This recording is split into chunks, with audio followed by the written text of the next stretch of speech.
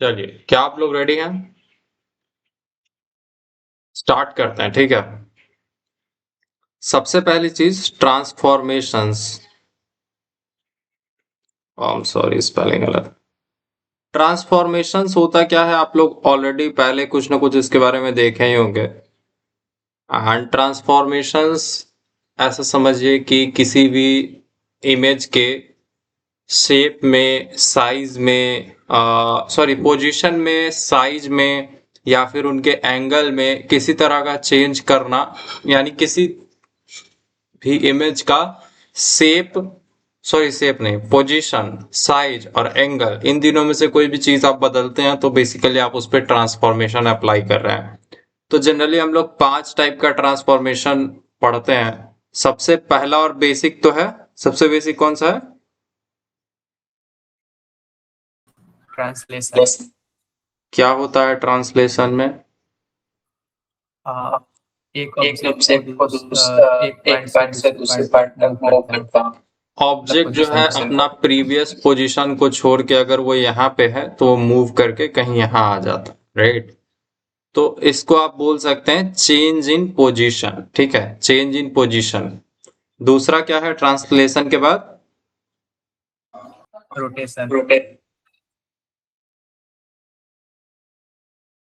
इसमें क्या होता है, अगर कोई इमेज ऐसा है तो वो हो सकता है रोटेट करके थोड़ा सा ऐसा बन जाए, ठीक है। तो इसको हम लोग बोलते हैं चेंज इन एंगल। एंगल बदलेगा ऑब्जेक्ट का, ठीक है। क्या बदलेगा? ऑब्जेक्ट का एंगल। इससे अच्छा नेचुरल कैमरा।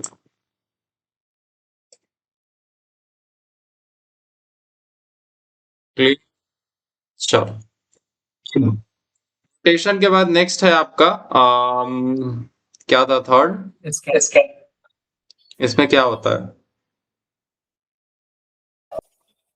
पिक्चर पिक्चर को को मतलब इंक्रीज या इंक्रीज या डिक्रीज डिक्रीज किया किया। जो जो आप ऑब्जेक्ट इसको होता है। बोल सकते हैं चेंज इन साइज, ठीक है। किसमें क्या होता है, साइज बदल जाता है पिक्चर का, ठीक है। चेंज इन साइज का मतलब है, अगर मान लीजिए पहले उसका रेक्टेंगल है, अगर उसका पहले विड्थ 4 पिक्सल था तो आप उसको बढ़ा के 8 पिक्सल कर दिए, या फिर उसका हाइट 10 पिक्सल था आप उसको बढ़ा के 15 पिक्सल कर दिए। तो ये क्या है, उसके साइज में चेंज है। मतलब अगर पहले ऐसा दिखता था तो वो अब ऐसा दिखने लगा, ठीक है। क्लियर? तो ऐसा जरूरी नहीं है कि एक ही ट्रांसफॉर्मेशन अप्लाई किया जाए। मान लीजिए ये आपका रेक्टेंगल है, आप इसको तीनों अप्लाई कर दें तो पोजीशन भी यहाँ बदल गया, थोड़ा सा साइज भी बदल गया और थोड़ा सा रोटेशन भी हो गया। आई एम सॉरी, क्या ये वाले में आपको दिख रहा है कि पोजीशन भी बदला है, पहले जहां था वहां से अलग हट गया, थोड़ा सा रोटेट भी ऐसे हो गया है, एंड थोड़ा सा इसमें स्केलिंग भी हो गया है, थोड़ा जूम भी हो गया है, ठीक है। अब स्केलिंग डजंट ओनली मीन्स कि बड़ा हो जाए। अगर आप कभी ऐसा है और वो अचानक से ऐसा हो जाए तो आप इसको क्या बोलेंगे, ये भी एक स्केलिंग है, ठीक है। कि आप इसको मतलब निगेटिव स्केलिंग कर दिए, यानी नीचे की ओर छोटा कर दिए। तो ये जो तीनों चीजें हैं, change in position, change in angle और चेंज इन साइज, ये किस चीज में बदलता है? इसको आप बोल सकते हैं,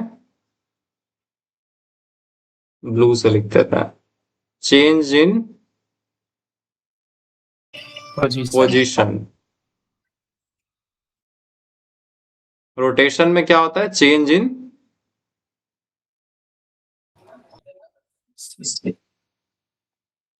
एंगल। और स्केलिंग में क्या है, चेंज इन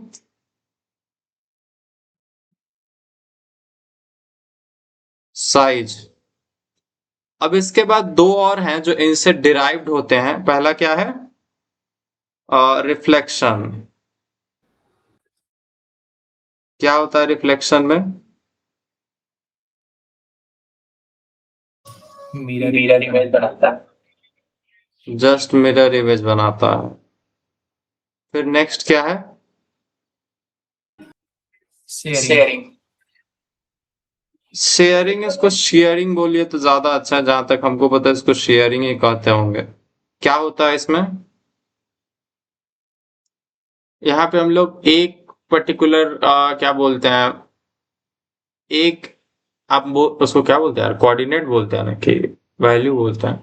एक्स वाई में से एक को स्टेबल रखते हैं, एक में कोई चेंज नहीं करते और सिर्फ एक पोजीशन में चेंज कर देते हैं। जैसे मान लीजिए अगर कुछ इमेज ऐसा है तो वो क्या होगा, शेयरिंग में हो सकता है, उसको हम लोग ये वाला ये वाई एक्सिस ऐसे ही है, ठीक है, बट एक्स एक्सिस का एंगल्स जो है बदल दिए हैं और ऐसा कुछ हम कर दिए। क्या ये बात समझ में आया? बेसिकली ऐसा समझे ना कि इसका, रुक जाओ,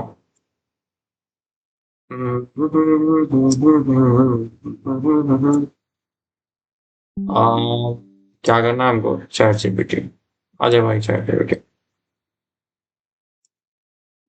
अच्छा ये सब खुला हुआ इसलिए क्योंकि हम कल क्लास कराते कराते ही ऐसे ही लैपटॉप बंद कर दिए। चैट जीपीटी खुल गया। बस हम इसको, इसका वन लाइन देखना चाहते हैं कि वन लाइन में इसको कैसे डिफाइन कर सकते हैं, क्योंकि है तो इसका लंबा कॉन्सेप्ट, मतलब आजा बेटा।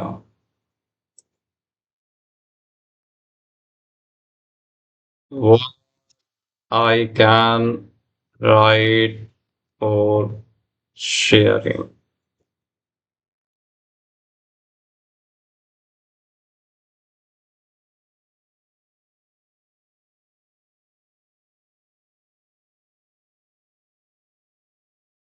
Change in shape without change in size, ये क्या कहती है?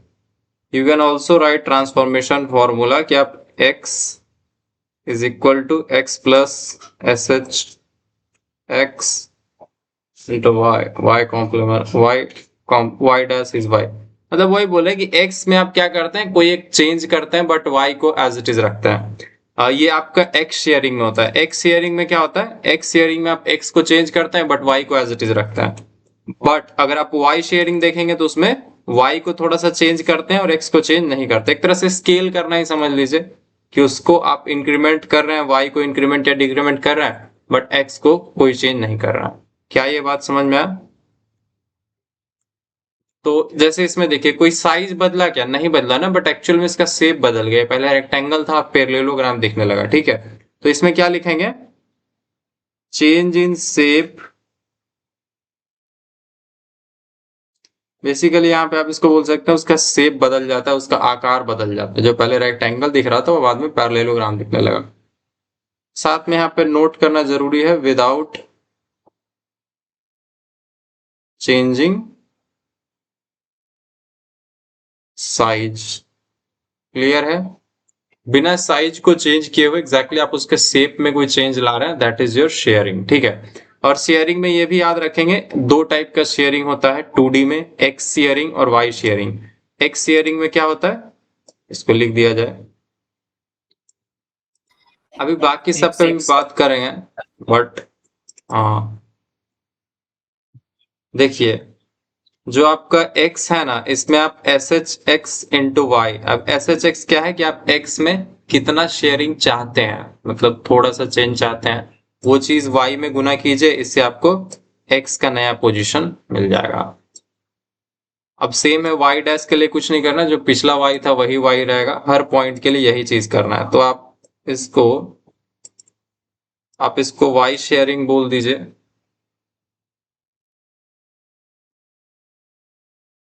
एंड इसके जस्ट ऊपर ये जो ऊपर दिख रहा है ये क्या है आपका, एक्स शेयरिंग है।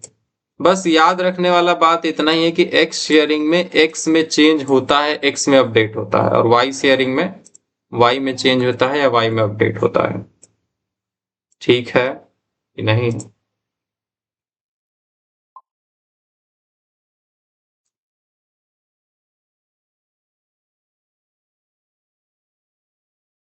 तो ये आपका एक्स शेयरिंग हो गया। आप देख रहे हैं इसमें एक्स में तो बदलाव हो रहा है but Y as it is है। वाई शेयरिंग में देख रहे हैं कि एक्स एज इट इज बैठा हुआ है और वाई में बदलाव हो रहा है, ठीक है। तो ये 2D के केस में था। अब आपको हम थोड़ा सा और कुछ फॉर्मूलाज लिख के बताएंगे शेयरिंग के अलावा भी। तो ऐसा है कि ट्रांसफॉर्मेशन में क्या होता है,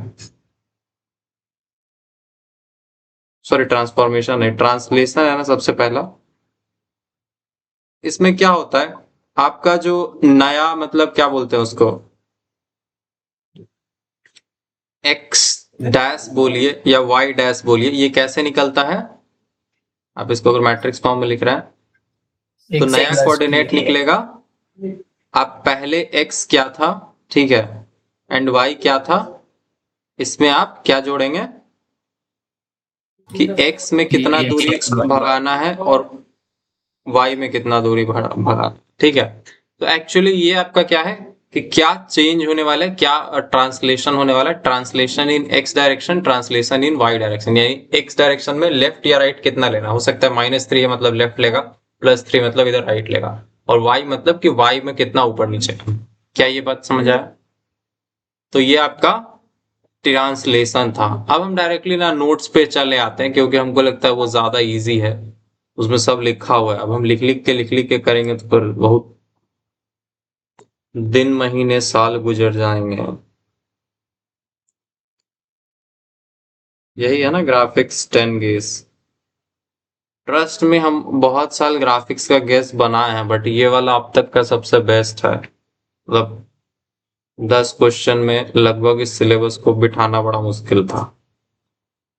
तो अब तक हम लोग ऑलरेडी पिछले क्लासेस में सर्कल एल्गोरिथम वगैरह देख चुके हैं। हम ऑलरेडी बोले हैं कि दोनों में याद करना है कि डीडीए में हमेशा एक एक्स इंक्रीमेंट पता करते हैं और उतना से इंक्रीमेंट करते जाते हैं। एक वाले में इंक्रीमेंट होता है डायरेक्ट 1 और दूसरे वाले में दशमलव में इंक्रीमेंट होता है। ब्रेजनहैम में बोले थे कि इसमें एक फिक्स रहता है और दूसरा इंक्रीमेंट होगा या नहीं होगा ये पैरामीटर पे डिपेंड करता है। मिड पॉइंट में हम बोले थे कि हाँ 8 वे सिमेट्री हम लोग फॉलो करते हैं। सिर्फ पहला ऑक्टेट जो होता है उसका पिक्सल्स हम लोग कैलकुलेट करते हैं और बाकी उसके रिफ्लेक्शन से पता करते हैं। और वो जो पहला ऑक्टेट है उसको पता करने के लिए हमको ये 100% पता है कि x में तो हर बार इंक्रीमेंट करना है, बट y में डिक्रीमेंट लेना है कि नहीं लेना है, ये चीज हमको डिसीजन पैरामीटर बताता है। मिड पॉइंट का अलग डिसीजन पैरामीटर है और ब्रेजनहैम का अलग डिसीजन पैरामीटर है। क्लियर? गुड। और दोनों को बस सीधा सीधा याद कर लेना है डिसीजन पैरामीटर। इसमें जो d इक्वल टू आता है ब्रेजनहैम में वो वैल्यू याद रखिए, 3 जगह यूज होता है, तीनों जगह का याद करना है। इसमें p इक्वल टू है 3 बार यूज होता है और तीनों का वैल्यू अलग अलग है, मतलब तीनों अलग अलग सिचुएशन में। अब बात boundary fill and flood fill था, ये भी हम लोग कल कर लिए थे। आज हम लोग 2D एंड 3D ट्रांसफॉर्मेशन में यहां से कहानी शुरू करते हैं। Translation, rotation, scaling, reflection and sharing, जो अभी हम आपको बताए थे। अच्छा 2D एंड 3D का क्या सीन है, अगर आप दो कोऑर्डिनेट्स में ही मूव कर रहे हैं, यानी कि लेफ्ट राइट या आगे पीछे, लेफ्ट राइट आगे पीछे ही अगर आप मूव कर रहे हैं, that is your 2D transformation. 3D में क्या होता है, लेफ्ट राइट भी जा सकता है, आगे पीछे भी जा सकता है एंड जरूरत पड़े तो ऊपर नीचे भी जा सकते हैं। क्या ये बात समझ आया? क्या ये बात समझ आया?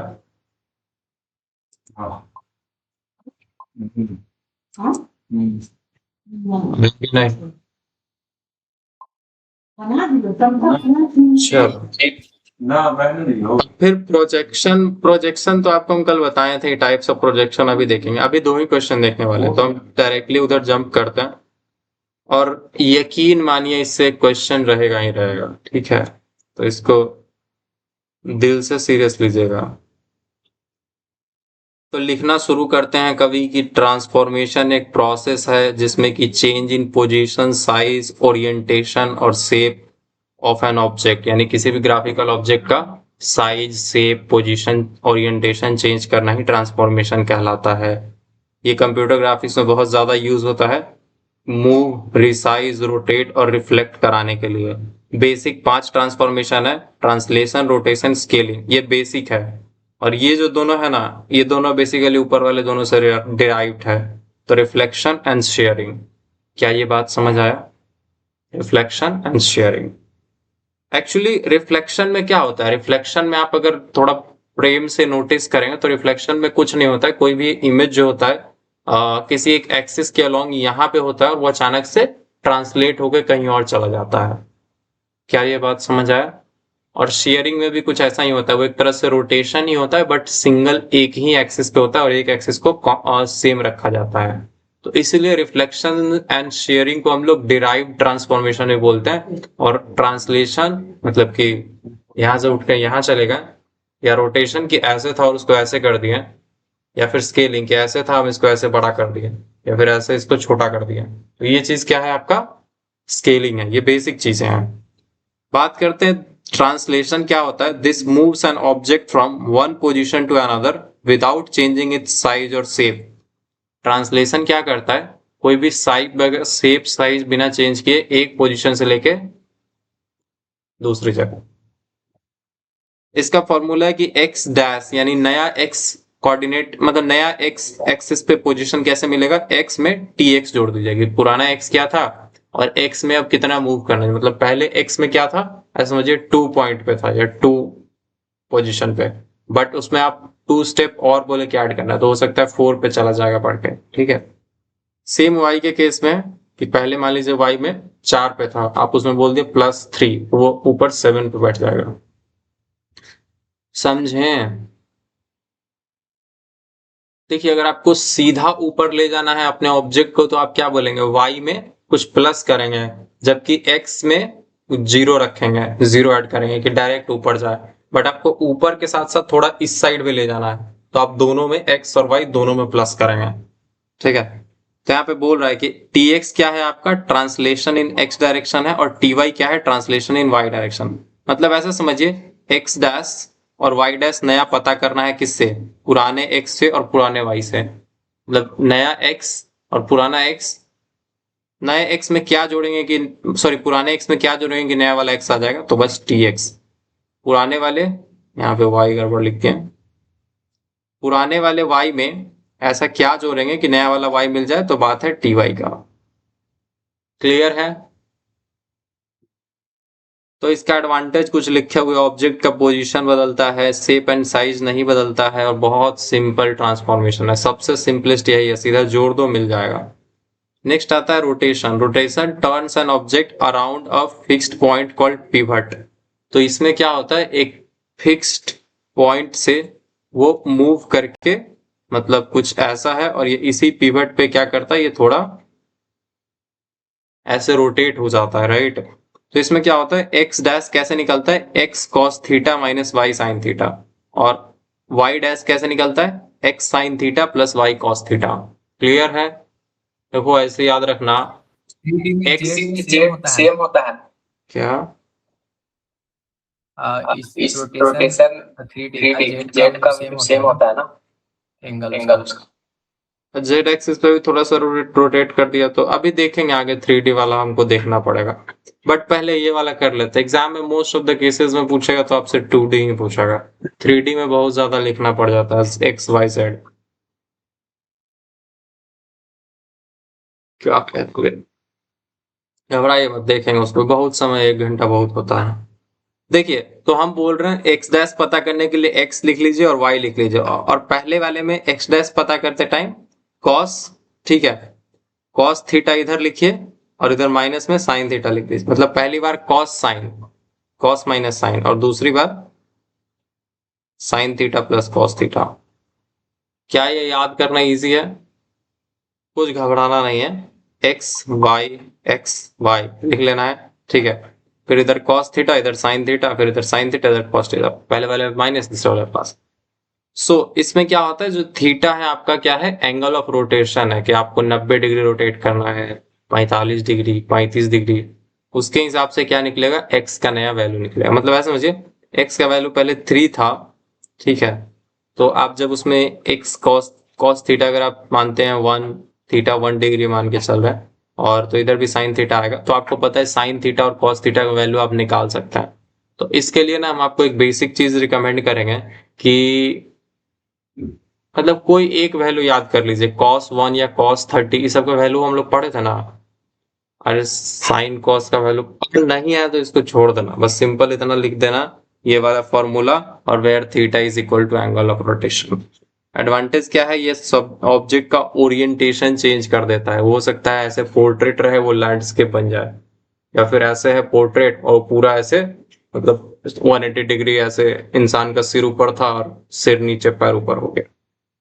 ये शेप एंड साइज इसमें अनचेंज्ड रहता है। क्लियर है? अच्छा, हम यहाँ पे थोड़ा सा गड़बड़ नहीं, मतलब थोड़ा सा क्या बोलते हैं, इनएप्रोप्रिएट लिखे हैं। हम इसको लिखे हैं चेंज इन एंगल। एक्चुअल में आप ऐसा समझिए, इसको आप चेंज इन ओरिएंटेशन बोल सकते हैं। क्या ये बात याद रहेगा?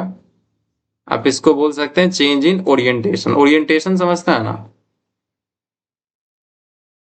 लैंडस्केप, पोर्ट्रेट, ऐसा प्रिंट आप लोग कभी किए होंगे तो बताएगा। जैसे देखिए, अभी हम कंट्रोल पी करेंगे ना इस पीडीएफ को, तो हमसे पूछेगा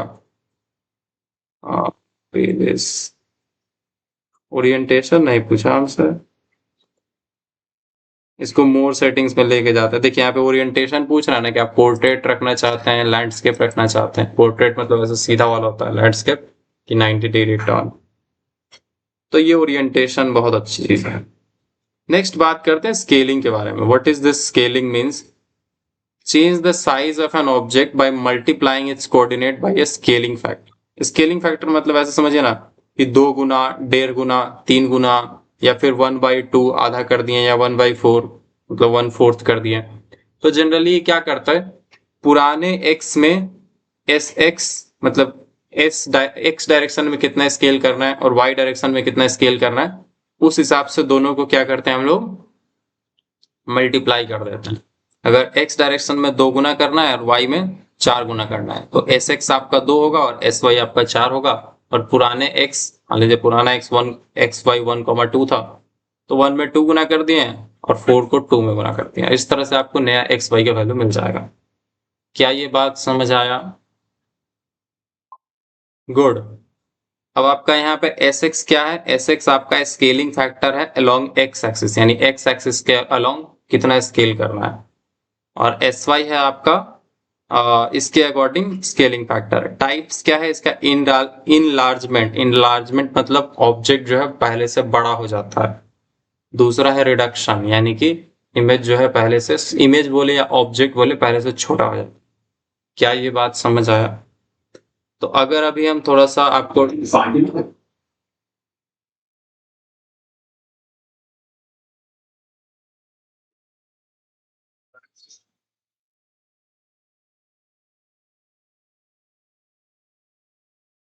फॉर्मेशन में जो आपका एक्स डैश है और वाई डैश है, ये कैसे निकलता है? X plus T X. और वाई डैश कैसे निकलता है? Y plus T Y. Same चीज ट्रांसफॉर्मेशन के बाद क्या आता है?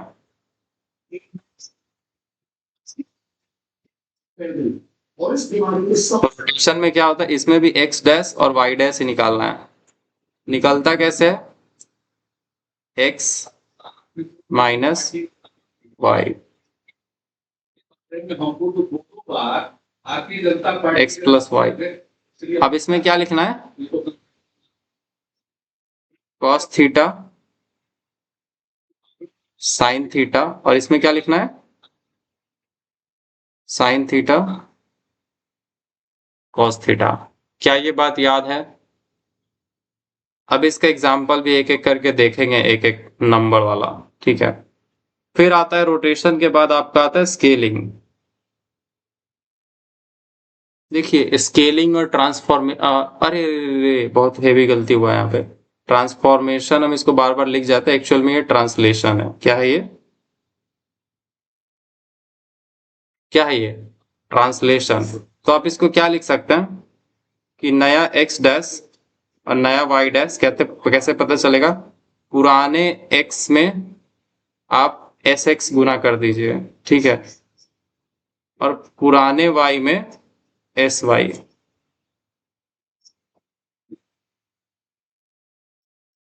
क्या ये बात याद रहेगा? ट्रांसलेशन में क्या होता है? टी एक्स और टी वाई नया जुड़ता है। इसमें क्या होता है? कॉस थीटा और साइन थीटा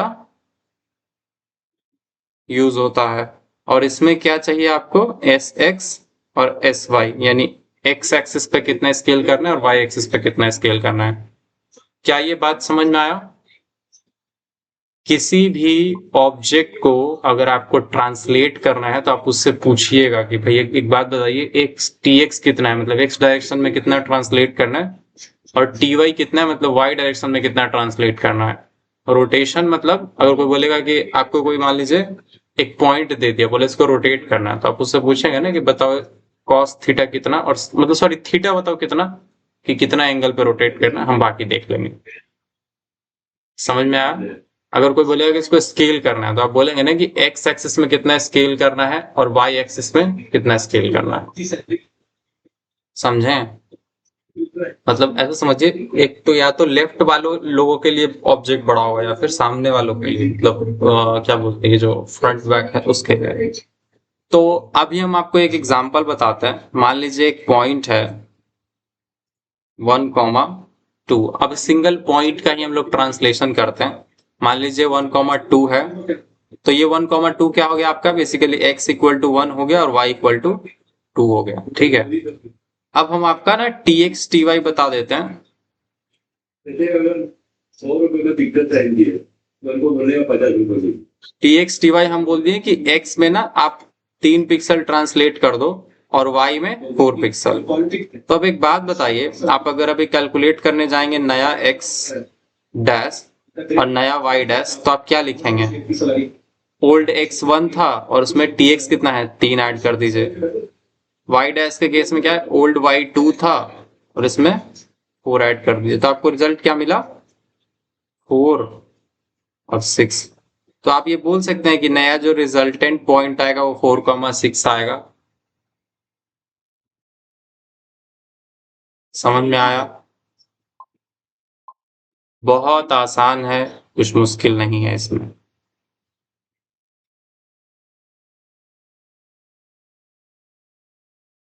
जस्ट इमेजिन कीजिए कि आपके पास एक इनिशियल पॉइंट है, हम इसको P1 बोल के चलते हैं।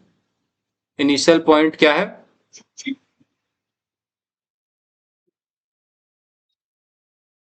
7,4, और आपका जो SX SY है, देखिए सिंगल पॉइंट को जब आप स्केल करते हैं तो सिर्फ वो एक तरह से डिस्प्लेसमेंट जैसा लगता है कि एक जगह से दूसरी जगह चला गया, बट वही चीज कोई एक रेक्टेंगल हो और उसके सारे ऑब्जेक्ट्स पे जब आप स्केलिंग अप्लाई कर देते हैं तो क्या होता है, क्या होता है, तब वो एक्चुअल मामले मतलब मायने में आपको दिखता है कि कुछ स्केल हुआ या कुछ बड़ा हुआ। वरना अगर आप एक पॉइंट पे स्केल करेंगे ना, तो ये हो सकता है इसका कोऑर्डिनेट बदल के कुछ यहाँ चला जाएगा, बट ऐसा अगर बहुत सारा होगा तब उसका आप देखेंगे कि ऐसा बदल के ऐसा कुछ बनता दिखेगा।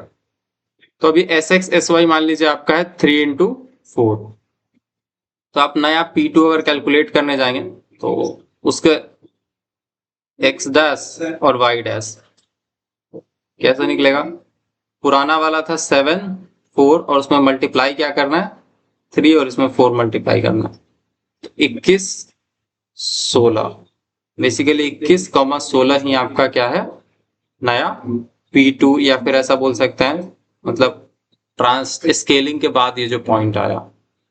समझ में आया? की तरह से कह रहा है का दूध पी वो नहीं बनाऊंगा मुझे लड्डू को पसंद है। चलिए बात समझ आया।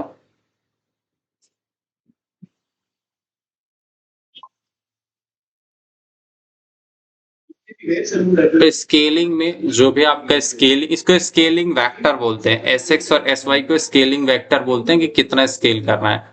इसको बोलते हैं ट्रांसलेशन वेक्टर कि कितना ट्रांसलेट करना है, और थीटा को बोलते हैं एंगल कि कितना रोटेट करना है। तो ये वाले का एक एग्जांपल देखते हैं। मान लीजिए पहले है 3,4 और आपको थीटा दे दिया मान लीजिए 30 डिग्री, साइन 30 डिग्री का वैल्यू हमको चेक करना पड़ेगा।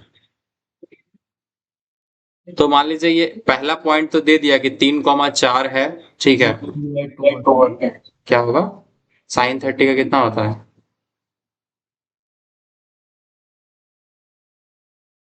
पता है कि नहीं? देखिए हम तो गूगल कर सकते हैं, आपको एग्जाम में न्यूमेरिकल नहीं पूछेगा, आप लोग भी किसी एक का याद कर लीजिए, ठीक है। शूट कर रहे हैं सेक्टर, बहुत सारे लोग मिलने आते हैं, तो ऐसा कभी हुआ है कि अपनी किसी काम को जादू की चट्टी दे रहे हो और आपने देख लिया गुस्से में आपने फिर से चट्टी दे दी, कभी ऐसा हुआ ऐसे पूरा कंटेन दिला देती है मैं मस्ती में करते रहता हूँ भाई। ये वाला चीज ठीक है। तो आप देखेंगे साइन 30 का वैल्यू है 1/2 और कॉस 30 का कितना होता है √3/2। ठीक है, तो हम एक काम करते हैं ना, वो कैलकुलेटर से निकाल लेते हैं। अच्छा, साइन 30 तो क्लियर हो गया कि 0.5 आएगा क्योंकि 1/2 है। कॉस 30 थोड़ा देख लेते हैं।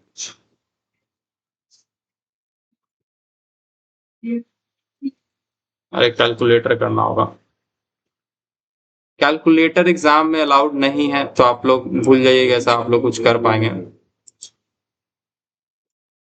cos 30 0 होगा। हाँ, तो cos 30 0 है। ठीक है, तो हम लोग को कैलकुलेट क्या करना है, x प्लस क्या होगा, सर आपके 0.something हुआ है। तो मैं आपसे पूछना चाहता हूँ, आप दोनों में से कोई भी जवाब दे सकता है कि आप दोनों में ज्यादा रोमांटिक कौन है? अरे मैं वो नहीं कर सकता।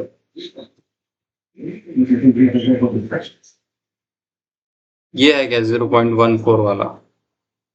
एक्चुअली कोई ऑप्शन नहीं है। कोई ना, हम लोग यहाँ पे लिखना शुरू करते हैं। देखिए इसमें ना थोड़ा कॉम्प्लेक्स है। पहले आपको x की वैल्यू लिखना है 3 और 4, यहाँ पे भी 3 और 4 लिखना है। ठीक है, अब इसमें ना cos थीटा का वैल्यू चाहिए, तो cos थीटा आपका वही मान लेते हैं 0.14। ठीक है, और x डैश में क्या मान सकते हैं, साइन थीटा तो सीधा 0.5 आया था, यहाँ पे भी 0.5 आएगा। बहुत सारी है। क्लियर है? बेसिकली उसका वैल्यू आपको पता होना चाहिए और आप वो बैठा देंगे और आपको आंसर मिल जाएगा। अब आप यहाँ पे इसको ऐसे ही लिख दो, नीचे ही लिख देते हैं 3 इंटू 0.14, क्या लिख सकते हैं इसको, नीचे प्लस होगा। हाँ? अच्छा हाँ, ये प्लस होगा, तो इसको 0 ही मान लेते हैं। 0.14 कितना लिख सकते हैं गुना करके, रुक जाइए हम इसका आंसर ना फटाक से बता देते हैं।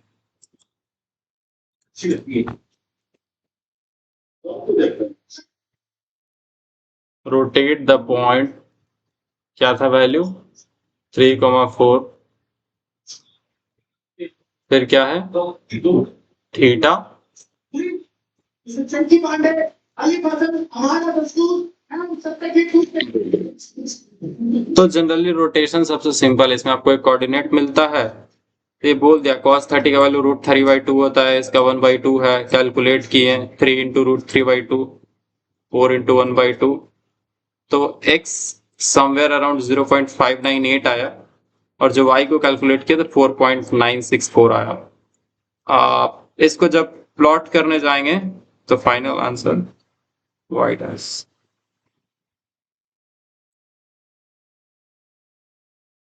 क्या लिख दिया ये,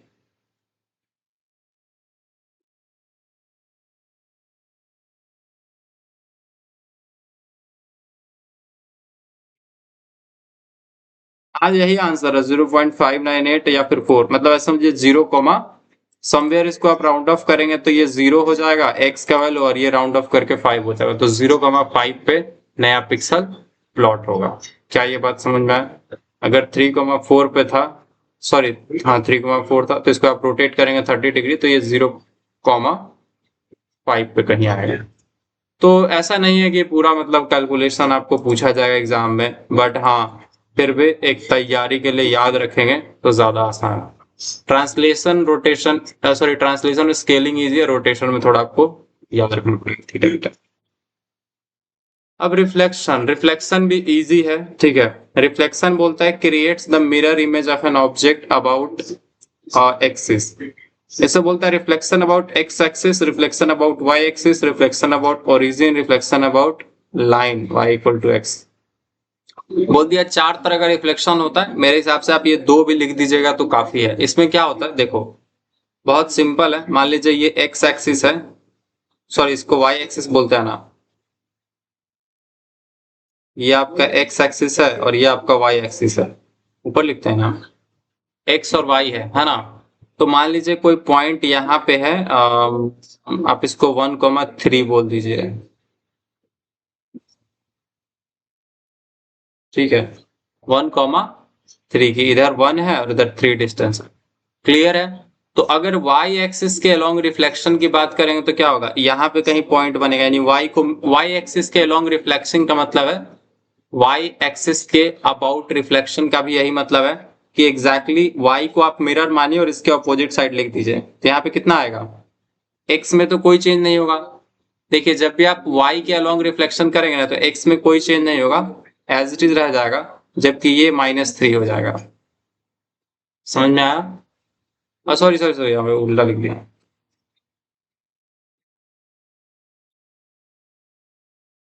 y में कोई चेंज नहीं, मतलब जितना दूरी यहाँ था उतना ही दूरी यहाँ रहेगा, x में बदल जाएगा कि -1,3 हो जाएगा। ये सही है। क्या ये बात समझ आया? अरे मतलब ऐसा समझे ना कि पहले शीशा के इतना दूरी पे ये था, दूसरी साइड उतना ही दूरी पे हो जाएगा, बट जितना जमीन पे ऊंचा था उतना ही रहेगा। क्या ये बात समझ आया? जैसे मान लीजिए आप अगर यहाँ पे हैं और सामने मिरर है, तो आपका ऐसा थोड़ी है कि मुंडी जितना हाइट पे उतना ही पर आएगा, राइट। बट मिरर में अगर आप मिरर से आप 1 मीटर की दूरी पे, तो आपको ऐसा प्रतीत होगा कि आपका इमेज भी अंदर मिरर के 1 मीटर अंदर है, ठीक है। तो ये y एक्सिस के अलोंग जब रिफ्लेक्शन होता है तो चेंज y एक्सिस नहीं होता, ठीक है। x एक्सिस के अलोंग रिफ्लेक्शन का मतलब है ये जो 1,3 था ये एग्जैक्ट कुछ यहाँ आ जाए, इस बार क्या होगा, 1 एज इट इज रह जाएगा और ये -3 हो जाएगा। समझ में आया? अब ओरिजिन के अकॉर्डिंग बोल रहा है कि हाँ ऐसा सीधा रिफ्लेक्शन हो जाए, या किसी लाइन के अकॉर्डिंग, मान लीजिए इस लाइन के अकॉर्डिंग रिफ्लेक्शन करेंगे तो यहाँ से जस्ट उल्टा आ जाएगा, बट वो दोनों आपको पढ़ने की जरूरत नहीं है। आप y एक्सिस और x एक्सिस वाला याद रखिए। x एक्सिस में क्या होगा, x एक्सिस में x नहीं बदलेगा, y एक्सिस के रिफ्लेक्शन में y नहीं बदलेगा। देखिए x एक्सिस के अलोंग रिफ्लेक्शन हुआ तो x की वैल्यू नहीं बदली, 1 की 1 रह गया। जब y एक्सिस पर रिफ्लेक्शन हुआ तो y नहीं बदला, 3 था 3, मतलब इधर 3 इधर भी 3 है। समझें? जिस एक्सिस के अलोंग रिफ्लेक्शन हो रहा है वो नहीं बदलेगा और दूसरे वाले का साइन बदल जाएगा। जैसे यहाँ पे कुछ है,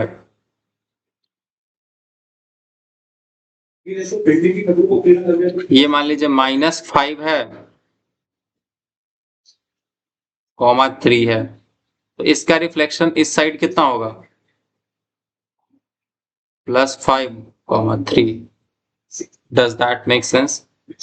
तो ये मिरर इमेज प्रोड्यूस करता है और इमेज प्रोसेसिंग में बहुत ज्यादा यूज होता है। Last, shearing. Shearing slants an object by shifting it coordinates in one direction, मतलब एक डायरेक्शन में कोऑर्डिनेट शिफ्ट होता है, दूसरे वाले में नहीं होता है। एक्स शेयरिंग और वाई शेयरिंग, दो टाइप का शेयरिंग होता है। एक्स शेयरिंग में क्या होता है, एक्स शेयरिंग में एक्स सेम रह जाता है, 1 मिनट, कहाँ लिखे थे हम लोग,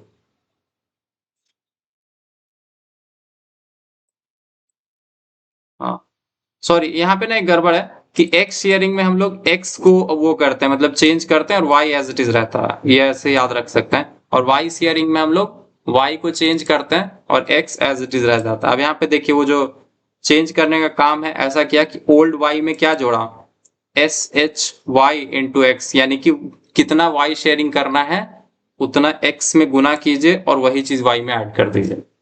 इस वाले में क्या है कि x को बदलेंगे, बट कितना x में शेयरिंग करना है वो चीज y में गुना करके तब x में जोड़ दो। मतलब ऐसा समझिए ना कि नॉर्मली ऐसा नहीं कि tx की तरह ऐड कर दिए फिर उसमें y गुना करके और उसी के बिहार, मतलब उसी के रेस्पेक्ट में इस चीज को ऐड करते हैं और नेक्स्ट x कॉम्प्लीमेंट बोलिए, x डैश बोलिए, मिल जाता है। कॉम्प्लीमेंट नहीं बोल सकते, x डैश बोलिए। तो ये आपका करता क्या है, changes the shape of object, एक ऑब्जेक्ट का पूरा शेप बदल जाता है। कोई स्क्वायर है तो हो सकता है रोम्बस जैसा कुछ बन जाए, रेक्टेंगल है तो पैरेललोग्राम बन जाएगा। ये स्लैंटेड इफेक्ट बनाने के लिए यूज होता है। स्लैंट का मतलब क्या होता है,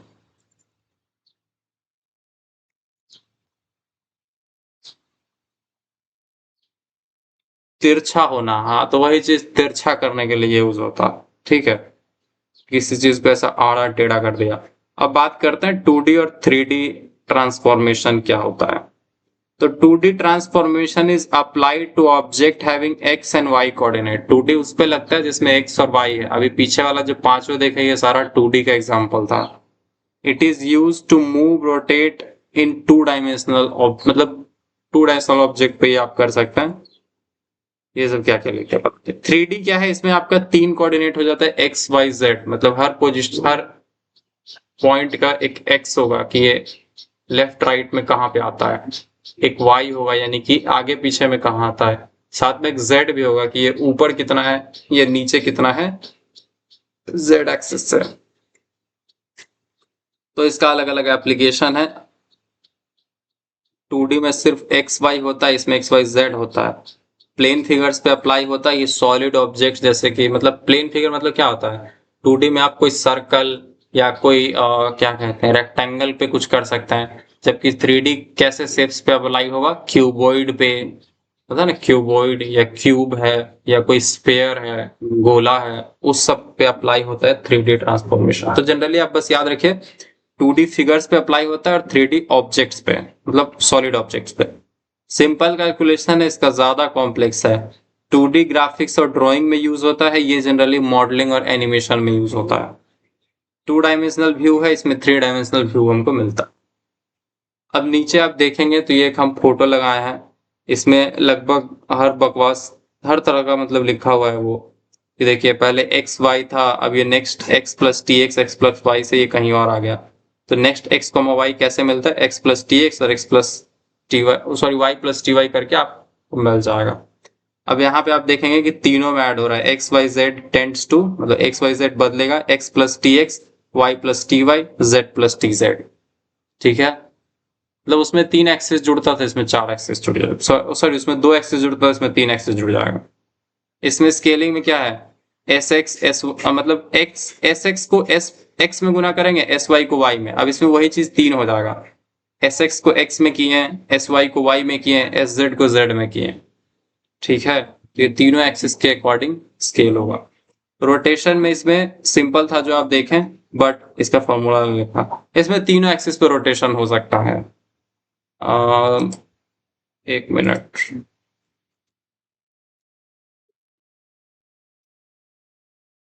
रोटेशन इन 3D।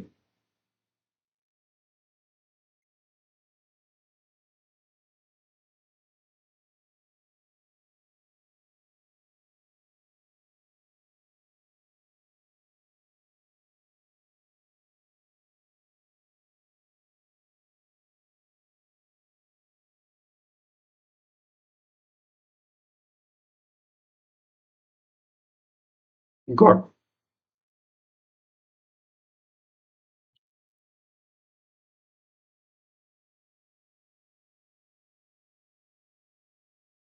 देखिए रोटेशन आपको बताना होगा कि z एक्सिस में स्टेबल रखते हुए आप रोटेट करना चाहते हैं, मतलब z एक्सिस पे आप कुछ चेंज नहीं करें। आप इमेजिन करें कि z एक्सिस पे आपका इमेज है और आप इसको रोटेट कर रहे हैं, ठीक है। या फिर ऐसा होगा कि आप y एक्सिस के मतलब y एक्सिस पे रख के और इमेज को ऐसे ऐसे रोटेट कर रहे हैं, तो जिस भी एक्सिस पे रोटेट करवा रहे हैं वो चेंज नहीं होगा। तो आप देख रहे हैं z एक्सिस पे रोटेट हो रहा है तो z एज इट इज रह रहा है और एक्स वाई जो आप फॉर्मूला पढ़े थे वैसे ही काम करेगा। क्या ये बात समझ में आया?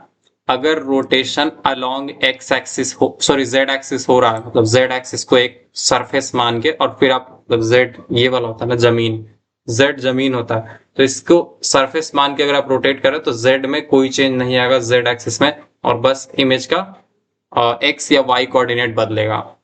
क्या ये बात समझ में आया? अगर आप z एक्सिस को सरफेस मान के रोटेशन परफॉर्म करेंगे 3D भी, तो z में कोई चेंज नहीं आएगा, x y में चेंज आएगा। बट वही अगर आप y पे मान के मतलब दीवार पर रख कर ऐसे रोटेट कराएंगे ना, तो इस केस में y में कोई चेंज नहीं आएगा, बट z और x बदलेगा इमेज का, मतलब ऑब्जेक्ट का। क्या ये बात समझ में आया mister Anis Babu? This is all but not necessary कि z एक्सिस अनचेंज रहेगा। z एक्सिस तभी अनचेंज रहेगा जब आप z एक्सिस को सरफेस मान के रोटेशन कर रहे हैं। अगर आप y एक्सिस को सरफेस मान के रोटेट करेंगे तो y नहीं बदलेगा, x और z इमेज का चेंज होगा। ठीक है,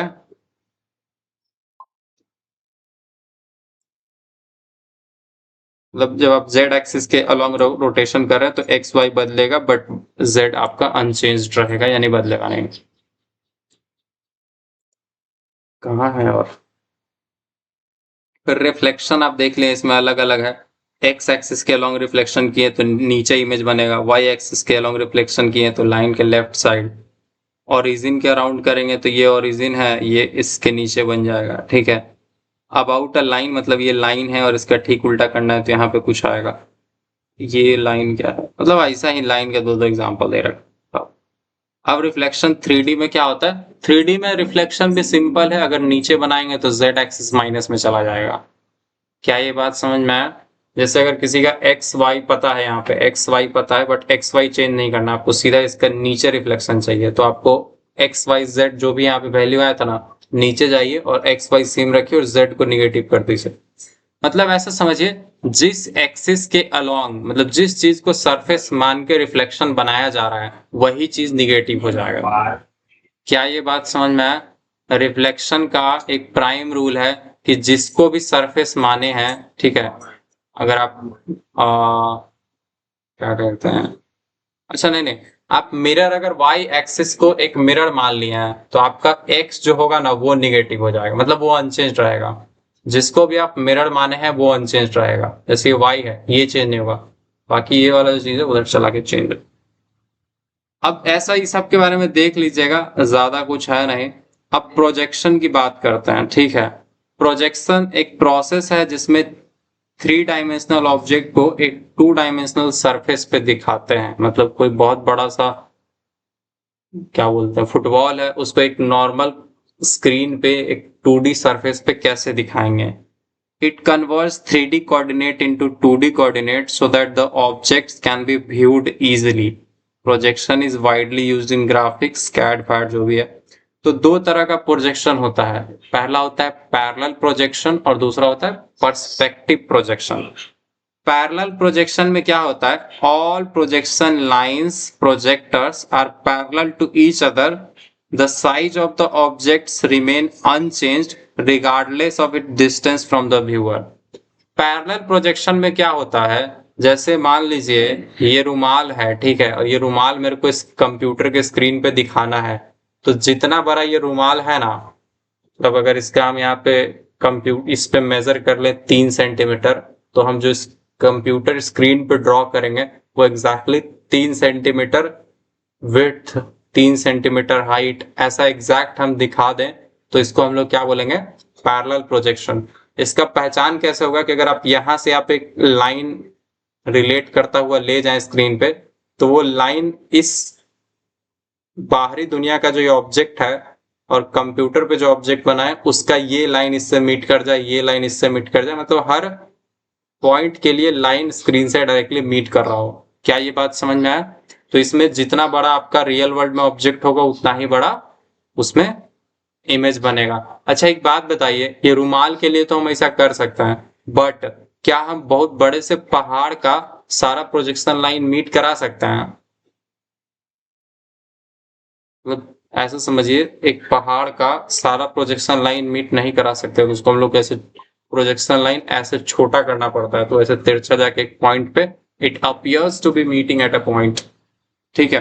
तो पैरेलल में क्या होता है, जो आपका रियल वर्ल्ड ऑब्जेक्ट है और जो आप इमेजिनरी इमेज ड्रॉ किए हैं, देखो इसको बेस्ट एग्जांपल से हम बताएं, जैसे मान लीजिए ये है ना, अरे अब खत्म ही है, हम बोल रहे हैं ये है ना, अगर हम इसका ड्राइंग बनाते हैं पेपर पे और एग्जैक्ट इतना ही साइज का ड्राइंग बना दें, अगर एग्जैक्ट इतना ही साइज का बना दें तो आपको पता है ना कि इसका हर पॉइंट उसके हर पॉइंट से रिलेट करेगा और एकदम पैरेलली रिलेट करेगा, ऐसा नहीं कि छोटा।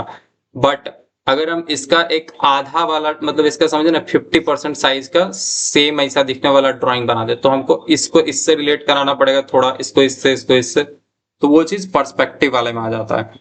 तो पैरेलल में जो इमेज है और ऑब्जेक्ट है दोनों का लाइंस पैरेलल रहता, the size of object remains unchanged, आप कितना भी डिस्टेंस से देखें उसका साइज चेंज नहीं होता।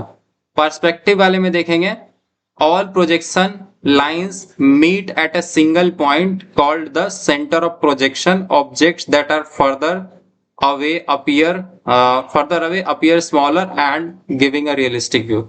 तो इसमें क्या होता है, आपका जो प्रोजेक्शन लाइंस है, देखिए किसी भी इमेज मतलब किसी भी रियल वर्ल्ड ऑब्जेक्ट और उसका जो इमेज बना है, तो हर चीज मतलब जैसे समझिए यहाँ पे अगर कोई स्टार है तो वो स्टार एग्जैक्टली जहां पे बना है उसके बीच में जो लाइन होता है उसको हम लोग बोलते हैं प्रोजेक्शन लाइंस। तो अगर प्रोजेक्शन लाइंस पैरेलल है, सबका स्क्रीन से और ऑब्जेक्ट तक का सारा लाइन पैरेलल है, मतलब कोई भी ऐसा मतलब ऐसे ऐसे सारा लाइन जा रहा है, टेढ़ा नहीं हो रहा है, तो उसको हम लोग बोलेंगे पैरेलल प्रोजेक्शन। और बट अगर सब टेढ़ा हो रहा है, एक पॉइंट पे मिलता हुआ दिख रहा है, तो हम लोग इसको बोलेंगे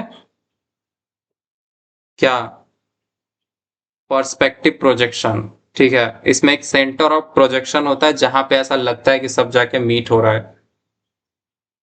अब इसमें क्या है, टाइप्स देखना है। तो पैरेलल प्रोजेक्शन में दो टाइप है, एक है orthographic. In orthographic projection the projection lines are perpendicular to the projection plane. इसमें क्या होता है, जो प्रोजेक्शन लाइंस होता है ना, वो ऑब्जेक्ट से लेके और जिस स्क्रीन पे इमेज बन रहा है उस पे 90 डिग्री पड़ता है, मतलब पैरेलली सारा प्रोजेक्शन लाइन पड़ रहा है और सब 90 डिग्री का कोण बना रहा है। तो ऑर्थोग्राफिक में एक ही चीज ध्यान रखना है, पैरेलल तो ही है बट 90 डिग्री का कोण बनाएगा प्लेन पे। ठीक है, ऑब्लिक वाले में क्या है, projection lines are inclined to the projection plane, the front face appears to its true shape while the depth is drawn by angle। तो इसमें ना ऐसा समझिए, ये जरूरी नहीं है कि 90 डिग्री हो, कुछ डिफरेंट हो सकता है एंगल, 40 डिग्री या 50 डिग्री। तो इसमें ऐसा समझिए ना कि ये इमेज है, तो अगर ये बाहर ऐसा दिखता था तो अंदर ऐसा ना दिख के ऐसा कुछ दिखेगा। तो ये चीज